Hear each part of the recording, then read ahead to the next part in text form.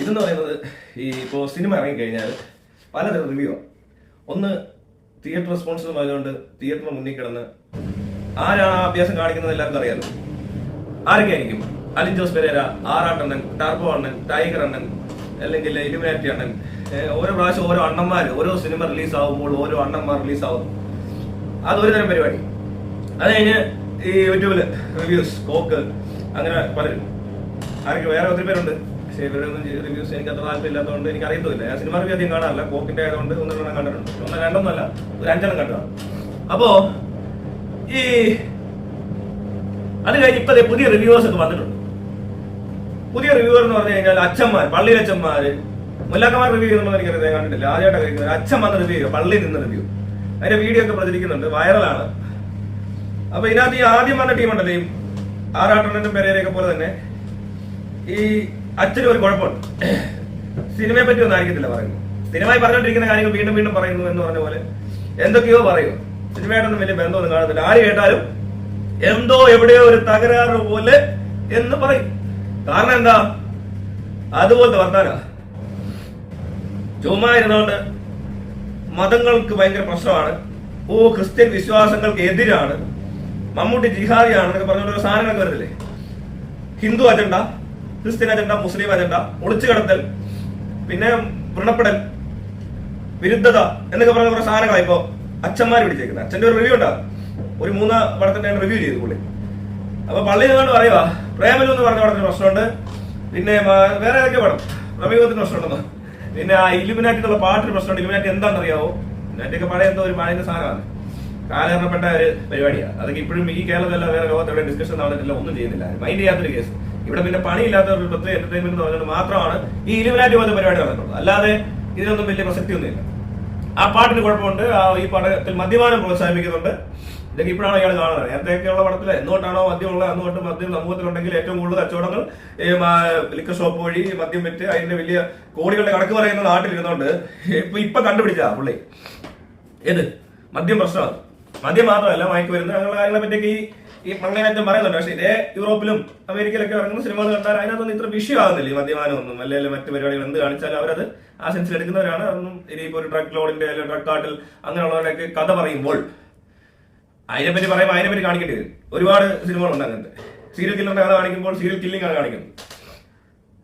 പട്ടാളക്കാരന്റെ കഥ പറയുമ്പോഴും serial killing ആണ് കാണിക്കുന്നത്. മാസ് മർഡർ എന്നൊക്കെ പറയുന്നത് സാധനമൊക്കെ മാസ് മസാലയ്ക്ക് വരും മാസ് മർഡർ ഒക്കെ കാണിക്കും. ബോംബൊക്കെ ഇട്ട് പൊട്ടിത്തെറിച്ച് ആൾക്കാർ ചിന്തിച്ചെറി വീഴുന്നതും വെടിവെച്ച് കൊല്ലുന്നതും ഇങ്ങനെയുള്ള ഒരുപാട് വയലൻസ് ഒക്കെ കാണേണ്ടി വരും. പോലീസുകാരുടെ കഥ പറയുമ്പോൾ കള്ളനെ കാണിക്കേണ്ടി വരും. ഈ കഴിഞ്ഞിടയ്ക്ക് വേറൊരു പുള്ളിക്കാരി അഞ്ജലി മേനോ അങ്ങനെയാണ് അതിന്റെ സ്ക്രിപ്റ്റ് റൈറ്ററോ ഡയറക്ടറോ ഒക്കെ ഇല്ലേ, പുള്ളിക്കാരി വന്നിട്ട് പറയാം പ്രമേഹത്തിൽ പെണ്ണുങ്ങൾക്ക് പ്രാധാന്യമുള്ള കഥാപാത്രം ഇല്ലായിരുന്നു, ഈ പറഞ്ഞ ആവേശത്തിലില്ലായിരുന്നു, വേറെ ഏതോ പടത്തിലില്ലായിരുന്നു, സ്ത്രീകളില്ലാത്ത സിനിമ വരുന്നു, അങ്ങനെ അങ്ങനെയാണ് ഞാനൊക്കെ പറയും. ഒറ്റയ്ക്ക് ഒരാൾ അഭിനയിച്ച സിനിമയൊന്നും പറ്റത്തില്ല. അവിടെ എവിടെയും കൊണ്ട് പെണ്ണിനെ വെക്കണമെന്നാണ് പുള്ളിക്കാരി പറയുന്നത്. അങ്ങനെ ഒരു മനുഷ്യനില്ലെന്ന്. അങ്ങനെ മനുഷ്യരുണ്ട്. സ്ത്രീകൾ മാത്രമുള്ള സിനിമ എടുത്താൽ ആരും മൈൻഡ് ചെയ്തൊന്നുമില്ല. സ്ത്രീകൾ മാത്രമേ അഭിനയിച്ചുള്ളൂ, ആരും പരാതിക്ക് വരും, ഒന്നും ചെയ്യത്തില്ല. ഇവർ പറയുന്ന സ്ത്രീകളുടെ ഇത് പോരെന്ന്. അതൊക്കെ ആവശ്യമാണെങ്കിൽ മാത്രമല്ലേ ഇവർക്ക് ഇങ്ങനെയാണോ സിനിമ എടുക്കുന്നത്? നാളെ ഇവിടെ മരം കണ്ടില്ല, പട്ടിയെ കണ്ടില്ല, പൂച്ച കണ്ടില്ല എന്നൊക്കെ പറഞ്ഞിട്ട് ആൾക്കാർ വരാൻ തുടങ്ങും. ഇവരെന്താ സ്ത്രീയെ മാത്രം കൺസിഡർ ചെയ്യുന്നത്? മറ്റു ജനറുകളെല്ലാം വേണമെന്ന് എന്താ പറയാത്തെ?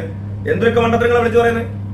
സിനിമയിൽ എന്തൊക്കെ വേണമെന്ന് ആ സിനിമ ആവശ്യപ്പെടുന്ന രീതി കാണിച്ചാൽ മതി. അല്ലാതെ ഇപ്പോൾ പ്രമേഹത്തിൽ ഒരു ഹെലികോപ്റ്റർ വേണമെന്ന് പറഞ്ഞുകൊണ്ട് ഇവിടുത്തെ ഹെലികോപ്റ്റർ കമ്പനിക്കാരൊക്കെ വന്നു കഴിഞ്ഞാൽ എങ്ങനെ ഇരിക്കും? അല്ലേ, ഹെലികോപ്റ്റർ വേണം. സിനിമയിലൊക്കെ വേണ്ട ഒരു അവിഭാജ്യ ഘടകമാണ് ഹെലികോപ്റ്റർ എന്നൊക്കെ പറഞ്ഞുകൊണ്ട്. അല്ലെ വണ്ടി ഒന്നും കണ്ടില്ല, കാക്കയെ കണ്ടില്ല, പൂച്ചയെ കണ്ടില്ല പ്രമേഹത്തില്. ഇതൊക്കെ ആ കഥയ്ക്ക് ആവശ്യമായിട്ടുള്ള രീതിയിലാണ് ലോകത്തെവിടെയും ചെയ്യുന്നത്. പിന്നെ ഇവർക്കൊന്നും ഇപ്പൊ വലിയ മാർക്കറ്റ് ഇല്ലാത്തതുകൊണ്ട് ഇടയ്ക്ക് വന്ന് ഇങ്ങനെ ഞാൻ ജീവിച്ചിരിപ്പുണ്ടെന്ന് കാണിക്കാൻ വേണ്ടി വിട്ടിത്തരങ്ങൾ പറയുമോ? അല്ലാതെ വേറെ ഒരു കാര്യമില്ല ഇതിനകത്ത്. പിന്നെ അച്ഛൻ പറയുന്നത് എന്താണ്? മദ്യപാനം പ്രോത്സാഹിപ്പിക്കുന്നുണ്ടാ സിനിമ എലിമിനേറ്റ് പറയുന്ന വളരെ മോശമാണ്. പടം ക്ലാഷമാണ്, മാസല്ല. പിന്നെ മദ്യപാനത്തിന് പ്രോത്സാഹിക്കാൻ പറ്റത്തില്ല. മദ്യപാനത്തിന് പ്രോത്സാഹിക്കാൻ വീഞ്ഞിനെ പ്രോത്സാഹിക്കണം. വീഞ്ഞാകുമ്പോൾ ഞങ്ങൾ ഞായറാഴ്ച ഇവിടെ വീഞ്ഞും അപ്പം കൊടുക്കുന്നുണ്ട്. രക്തവും മാംസമാണെന്നാണ് കൊടുക്കുന്നത്. അതെല്ലാം ഞായറാഴ്ച ഇവിടെ വന്ന് കഴിക്കണം. അത് വേറെ എവിടെ പാടില്ല. ഈ കഥകൾ എന്ന് പറഞ്ഞാൽ എല്ലാം പുതിയ പുതിയ കഥകളാണ്.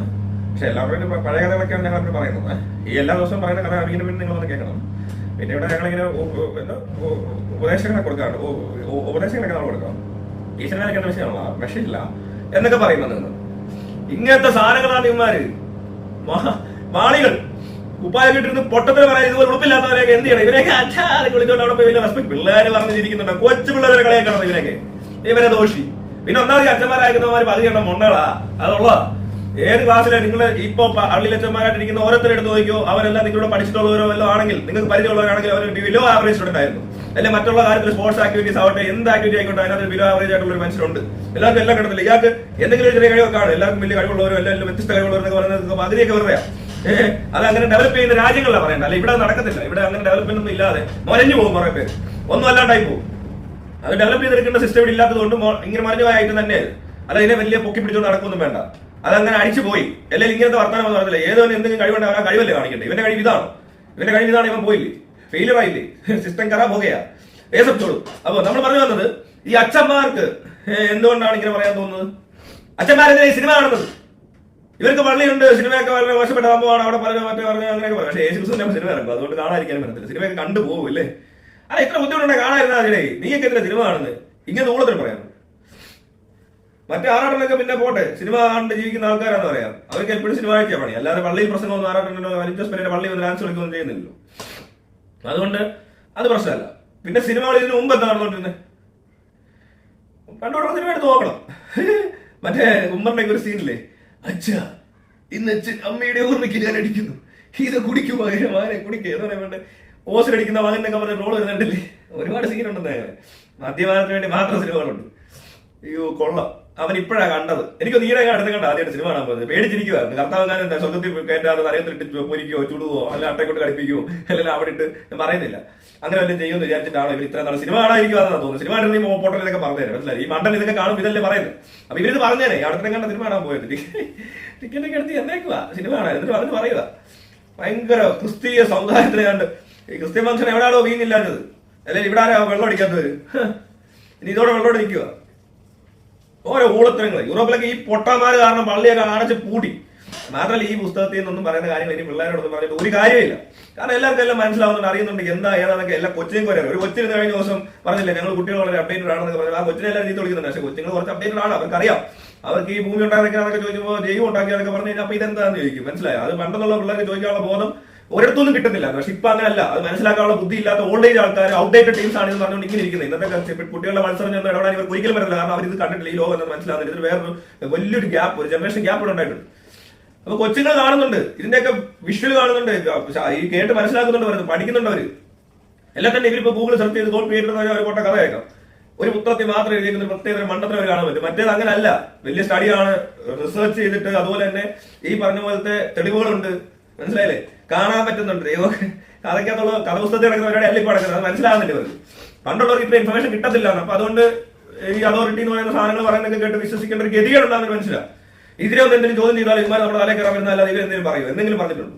എനിക്ക് നല്ല ഓർമ്മയുണ്ട്, ഈ പൊട്ടന്മാരുടെ എന്തെങ്കിലും ചോദിച്ചാൽ ഇമാർ തിരിച്ച് തർക്കത്തിനും പറയുന്നോ, അല്ല നീ ഇത്രയ്ക്കാ നീ അത്രയ്ക്കായോ നീ അങ്ങനെ ചെയ്യാൻ പാടില്ല ദൈവം എന്നൊക്കെ പറഞ്ഞ് പേടിപ്പിക്കുന്ന അല്ലാതെ ഒരു ചുക്ക് ഇവരെ കൊണ്ട് പറ്റിയിട്ടില്ല. അന്നും പറ്റിയിട്ടില്ല, ഇന്നും പറ്റത്തില്ല. ഇവരെ കൊണ്ട് ഒരിന്നും കൊള്ളത്തില്ല. വേസ്റ്റ് പരിപാടിയാണ്.